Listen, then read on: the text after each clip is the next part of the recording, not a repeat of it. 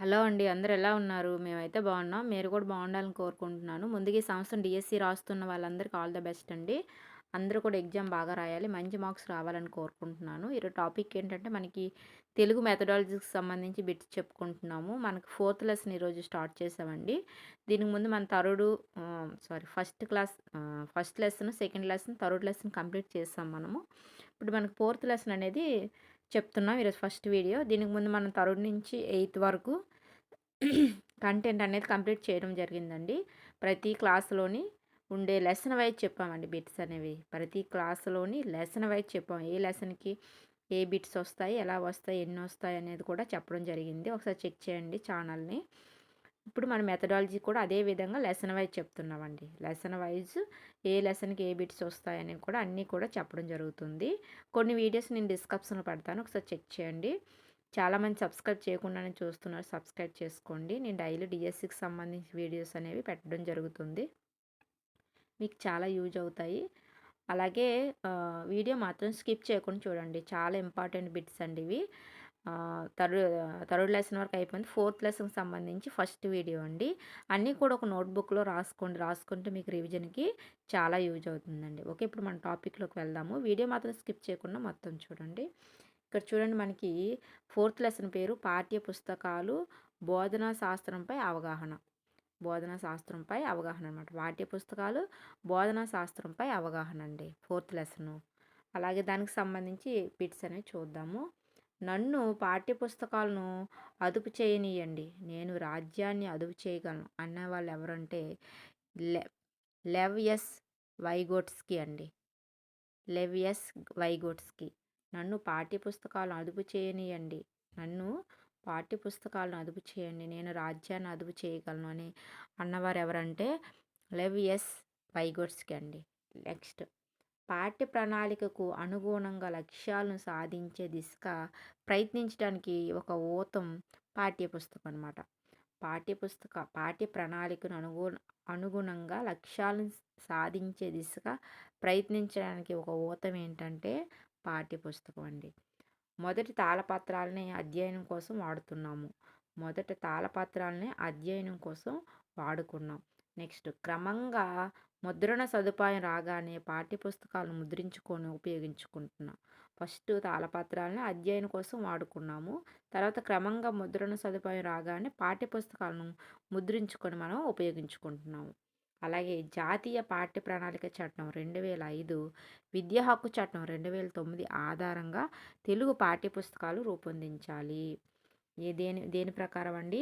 జాతీయ పాఠ్య ప్రణాళిక చట్టం 2005, విద్యా హక్కు చట్టం 2009 ఆధారంగా తెలుగు పాఠ్యపుస్తకాలను రూపొందించుకోవాలి. ఇందులో రెండు బిట్స్ వచ్చాయి, చూసుకోండి. అలాగే మనకి ఇక్కడ చూడండి, 1వ తరగతి వాచకంలో తెలుగు వర్ణమాల గుణింతాల పరిచయానికి పద పద్ధతిలో ఆకర్షణీయమైన చిత్రాలతో ఆసక్తిని, ఆలోచనలను రేకెత్తించే విధంగా అర్థవంతమైన కృత్యాలతో రూపొందించాలన్నమాట. చూడండి, 1వ తరగతి వాచకంలో తెలుగు వర్ణమాల గుణింతాల పరిచయానికి పద పద్ధతిలో ఆకర్షణీయమైన చిత్రాలతో ఆసక్తిని, ఆలోచనను రేకెత్తించే విధంగా అర్థవంతమైన కృత్యాలతో రూపొందించాలి. నెక్స్ట్ చూడండి, అలాగే 2వ తరగతి పూర్తయ్యేసరికి పిల్లలు చదవడం, రాయడం చేయగలగాలి. 2వ తరగతి పూర్తయ్యేసరికి పిల్లలకి ఏం రావాలండి? చదవడం రావాలి. అలాగే రాయడం కూడా రావాలి. ప్రతి పాఠ్య చిత్ పాఠ ప్రతి పాఠం చిత్రంతో కూడిన సన్నివేశంతో, గేయంతో, కథతో ప్రారంభం కావాలి. ప్రతి పాఠం ఎలా ఉండాలండి బుక్‌లోని? చిత్రంతో కూడిన సన్నివేశంతో, గేయంతో కానీ, కథతో కానీ ప్రారంభం కావాలి. టెక్స్ట్ బుక్ అనేది ఆ విధంగా ఉండాలి. అలాగే ఉపాధ్యాయుడికి పాఠ్యపుస్తకం బోధనోపకరణం, విద్యార్థికి అభ్యాసన సాధనం అండి. ఉపాధ్యాయుడికి పాఠ్యపుస్తకం బోధనోపకరణం అయితే విద్యార్థికి అభ్యాసన సాధనం అవుతుంది. ఉపాధ్యాయుడికి పాఠ్యపుస్తకం ఏ విధంగా అండి? బోధనోపకరణకు ఉపయోగపడుతుంది. అలాగే విద్యార్థికి అభ్యసన సాధనంకి ఉపయోగపడుతుంది పాఠ్యపుస్తకం అనేది. నెక్స్ట్, విద్యార్థిని బాధ్యతాయుతమైన పౌరుడిగా తయారు చేయడానికి ఎంచుకున్న అంశాలను ఇతివృత్తాలు అంటాము. విద్యార్థిని బాధ్యతాయుతమైన పౌరుడిగా తయారు చేయడానికి ఎంచుకునే అంశాలను ఇతివృత్తాలని అంటాము. ఇతివృత్తాల ఆధారంగా పాఠాలు రచించాలన్నమాట. ఇతివృత్తాల ఆధారంగా మాత్రమే పాఠాలు రచించాలి. విద్యార్థిని బాధ్యతాయుతమైన పౌరుడిగా తయారు చేయడానికి ఎంచుకునే అంశాలను ఇతివృత్తాలని అంటారు. ఇతివృత్తాల ఆధారంగా పాఠాలు రచించాలి. నెక్స్ట్ 1, 2 తరగతుల్లో ఎంపిక చేసుకునే పాఠ్యాంశంలో పిల్లలకు ప్రాథమిక భాషను పరిచయం చేసే అంశాలనే ఇతివృత్తాలుగా తీసుకోవాలన్నమాట. 1, 2 తరగతుల్లో ఎంపిక చేసుకునే పాఠ్యాంశంలో పిల్లలకు ప్రాథమిక భాషను పరిచయం చేసే అంశాలనే ఇతివృత్తాలుగా మనం తీసుకోవాలన్నమాట. అలాగే 3, 4 తరగతుల్లో పర్యావరణం, ఇతిహాసం, సంస్కృతి, విలువలు మొదలైన లక్షణాలను ఇతివృత్తాల్లో పెంపొందించే పాఠాల నిర్మాణం జరగాలి.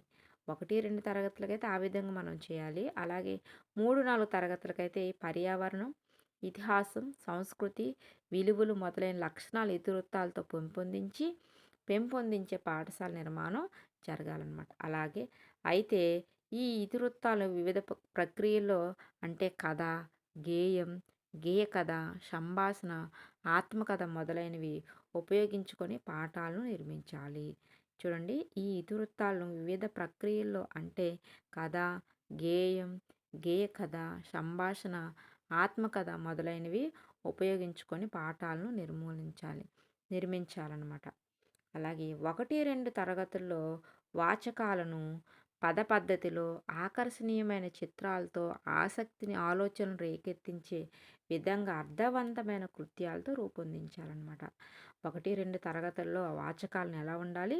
పద పద్ధతిలో ఆకర్షణీయమైన చిత్రాలతో ఆసక్తిని ఆలోచనను రేకెత్తించే విధంగా అర్థవంతమైన కృత్యాలతో రూపొందించాలి. అలాగే ప్రతి పాఠం ఒక సన్నివేశ చిత్రంతో మొదలవ్వాలి. ప్రతి పాఠం ఒక సన్నివేశ చిత్రంతో మొదలవ్వాలన్నమాట. అలాగే 3, 4, 5 తరగతులు పాఠ్యపుస్తకాలు ప్రారంభంలో సంసిద్ధత పాఠాలను చేర్చాలి. 3, 4, 5 తరగతుల్లో పాఠ్యపుస్తకాలు ఎలా ఉండాలండి? ప్రారంభంలో సంసిద్ధత పాఠాలను చేర్చాలి. ప్రారంభంలో మనకి ఏం చేర్చాలి? సంసిద్ధత పాఠాలను చేర్చాలన్నమాట. 1, 2 తరగతులు అంటే వాచకాలను పద పద్ధతుల్లో ఆకర్షణీయమైన చిత్రాలతో ఆసక్తిని ఆలోచనలను రేకెత్తించే విధంగా అర్థవంతమైన కృత్యాలతో రూపొందించాలి. అలాగే 3, 4, 5 తరగతులు అయితే ఎలా ఉండాలి? ప్రారంభంలో సంసిద్ధత పాఠాలను చేర్చాలి. అలాగే ప్రాథమిక స్థాయి పూర్తయ్యే నాటికి విద్యార్థులు అందరూ చదవడం, అర్థం చేసుకోవడం, సొంతంగా రాయడం లాంటి కనీస సామర్థ్యాలు పొందాలన్నమాట. ప్రాథమిక స్థాయి పూర్తి అవగానే అంటే 1 నుంచి 5 తరగతి పూర్తి అవగానే వాటికి విద్యార్థులకు చదవడం, అర్థం చేసుకోవడం, సొంతంగా రాయడం లాంటి కనీస సామర్థ్యాలు వాళ్ళకి వచ్చి ఉండాలన్నమాట. అలాగే పాఠ్యపుస్తకంలోని పాఠాలను విద్యా ప్రమాణం సాధించడానికి వీలుగా వినడం, ఆలోచించి మాట్లాడడం, అర్థం చేసుకోవడం, స్వీయ రచన, సృజనాత్మకత, పదజాలాన్ని వినియోగించడం లాంటి ప్రమాణాల ఆధారంగా రూపొందించుకోవాలి. చూడండి, టెక్స్ట్ బుక్లో ఉన్న పాఠాలను విద్యా ప్రమాణాలు సాధించడానికి వీలుగా వినడం, ఆలోచించి మాట్లాడడం, చదివి అర్థం చేసుకోవడం, స్వీయ రచన, సృజనాత్మకత, పదజాలాన్ని వినియోగించడం లాంటి ప్రమాణాల ఆధారంగా రూపొందించాలి. అలాగే పిల్లల్లో అంతర్లీనంగా ఉన్న సృజనాత్మకతను వెలికి తీయడానికి పిల్లలే కథలు, కవితలు, సంభాషణ లాంటివి రాయడాన్ని ప్రోత్సహించేలా అభ్యాసాలు చేర్చాలి. ఈ విధంగా పిల్లలే అన్నీ చెప్పే విధంగా మనం అభ్యాసాలను చేర్చాలన్నమాట. పిల్లల్లో అంతర్లీనతంగా ఉన్న సృజనాత్మక వెలికి తీయడానికి పిల్లలే కథలు, కవితలు, సంభాషణ లాంటివి రాయడానికి ప్రోత్సహించేలా చేర్చాలి. నెక్స్ట్, పిల్లల్లో పఠనాభిరుచిని, భావ ప్రసార నైపుణ్యాలను పెంపొందించడానికి ప్రాజెక్టు పనులను పొందుపరచాలన్నమాట. ఇంకా టెక్స్ట్ బుక్లో ఏం పొందుపరచాలండి? పిల్లల్లో పఠనాభిరుచిని, భావ ప్రసార నైపుణ్యాలు పెంపొందించడానికి ప్రాజెక్టు పనులను కూడా టెక్స్ట్ బుక్లో చేర్చాలి మనం. అలాగే పాఠాన్ని పూర్తి చేయడానికి సగటున 12 పీరియడ్లు అవసరమయ్యేలా ఉండాలన్నమాట. ప్రతి పాఠాన్ని పూర్తి చేయడానికి పాఠానికి తగ్గట్టు మనం 12 పీరియడ్లు ఉండేలా ఆ లెసన్ అనేది చూసుకోవాలన్నమాట. పాఠాన్ని పూర్తి చేయడానికి సగటున ఎన్ని ఉండాలండి? 12 పీరియడ్లు అవసరం అయ్యేలా ఉండాలన్నమాట. నే నేనినివి చేయగలనా అన్న సామర్థ్యంతో 80% కంటే తక్కువ మంది చేతులెత్తే దీనిపై పునరభ్యాసం కల్పించాలన్నమాట. నేనివి చేయగలనా అన్న సామర్థ్యంలో 80% కంటే తక్కువ మంది చేతులెత్తేలా మనం పాఠ్యపుస్తకాన్ని రూపొందించుకోవాలి. అలాగే మనకి విద్యా బోధన లక్ష్యాలన్నిటిని 3 క్షేత్రాలు లేదా రంగాలుగా వర్గీకరించారనమాట. విద్యా బోధన లక్ష్యాలన్నిటిని 3 క్షేత్రాలు లేదా 3 రంగాలుగా వర్గీకరించారు. ఒకటి ఫస్ట్ చూడండి, జ్ఞానాత్మక రంగం, 2 భావావేశ రంగం, 3 మానసిక చలనాత్మక రంగం. ఇలా మనకి విద్యా బోధన లక్షణాలని మనం 3 విధాలుగా 3 రంగాలుగా లేదా 3 క్షేత్రాలుగా వర్గీకరించారు. ఒకటి జ్ఞానాత్మక రంగం, భావావేశ రంగం, మానసిక చలనాత్మక రంగం అండి. అలాగే మనకు జ్ఞానాత్మక రంగాన్ని వివరించింది ఎవరంటే బెంజమిన్ ఎస్ బ్లూమ్ బృందం అండి. జ్ఞానాత్మక రంగాన్ని వివరించింది ఎవరంటే బెంజమిన్ ఎస్ బ్లూమ్ బృందం వాళ్ళు వివరించడం జరిగింది. అలాగే భావావేశ రంగంలో డేవిడ్ ఆర్ క్రాత్వాల్, మానసిక చలనాత్మక రంగంలో ఎలిజబెత్ సింపుల్, ఆర్హెచ్ దవేల్ విశేషం కృషి చేసి వాటిని వర్గీకరించి వివరించారు. ఇక్కడ చూడండి, జ్ఞానాత్మక రంగాన్ని అయితే మనకి ఎవరు బెంజమిన్ ఎస్ బ్లూమ్ అండి. అలాగే భావావేశ రంగాన్ని అంటే డేవిడ్ ఆర్ క్రాత్వాల్. అలాగే మానసిక చలనాత్మక రంగంలో ఎలిజబెత్ సింపుల్, ఆర్హెచ్ దవేల్ విశేషం కృషి చేసి వాటిని వర్గీకరించారు. చాలా ఇంపార్టెంట్ బిట్స్ అండి ఇవి. వీడియో మాత్రం స్కిప్ చేయకుండా చూడండి. ఈ రంగాలు ఉన్నాయి కదండి, ఇవి చాలా మనకి ఇంపార్టెంట్. అలాగే జ్ఞానాత్మక రంగంలో జ్ఞానం అవగాహన వినియోగం అనే లక్ష్యాలను, భావావేశ రంగంలో అభిరుచులు, వైఖరులు, అభినందన అనే లక్ష్యాలను, మానసిక చలనాత్మక రంగంలో నైపుణ్యాలను చేర్చడం జరిగింది. చూడండి, జ్ఞానాత్మక రంగంలో జ్ఞానం అవగాహన వినియోగం అనే లక్ష్యాలను, భావావేశ రంగంలో అభిరుచులు, వైఖరులు, అభినందన అనే లక్ష్యాలను, మానసిక చలనాత్మక రంగంలో నైపుణ్యాలను చేర్చడం జరిగింది. ఈ రంగంలో ఏ నైపుణ్యాలు చేర్చారంటే చాలా ఇంపార్టెంట్ అండి ఇది. జ్ఞానాత్మక రంగంలో అంటే జ్ఞాన అవగాహన వినియోగం అండి. అలాగే భావావేశ రంగంలో అభిరుచులు, వైఖరులు, అభినందన. అలాగే మానసిక చలనాత్మక రంగంలో నైపుణ్యాలు చేర్చడం జరిగింది. అలాగే నియమిత కాలంలో విద్యార్థుల్లో విద్యా విషయకంగా అభ్యాసం ద్వారా కనీసం ఆశించిన నిర్దిష్టమైన ప్రవర్తనలే కనీస అభ్యసన స్థాయిలు అంటామండి. నియత కాలంలో విద్యార్థుల విద్యా విషయకంగా అభ్యసనం ద్వారా కనీసం ఆశించిన నిర్దిష్టమైన ప్రవర్తనల్ని కనీస అభ్యసన స్థాయిలని మనం పిలవడం జరుగుతుంది. అలాగే మనకి ఇక్కడ చూడండి, కేంద్ర ప్రభుత్వం 1986 జాతీయ విద్యా విధాన రూపకల్పనలో కనీస అభ్యసన స్థాయిలు అనే అంశంపై దృష్టి సాధించింది. చూడండి, కేంద్ర ప్రభుత్వం 1986 జాతీయ విద్యా విధానం రూపకల్పనలో కనీస అభ్యసన స్థాయిలు అనే అంశంపై దృష్టి సారించిందనమాట. భాషలో 9 సామర్థ్యాలు ఉంటాయి. తరగతి వారీగా ఈ సామర్థ్యాలను 19 ఉప సామర్థ్యాలుగా విడగొట్టారనమాట. భాషలో 9 సామర్థ్యాలు ఉన్నాయండి. తరగతి వారీగా ఈ సామర్థ్యాలను 19 ఉప సామర్థ్యాలుగా విడగొట్టారన్నమాట. భాషలో 1 నుంచి 5 తరగతుల వరకు 19/5 ఉప సామర్థ్యాలు ఉంటాయండి. 1 నుంచి 5 తరగతుల వరకు భాషలో అయితే.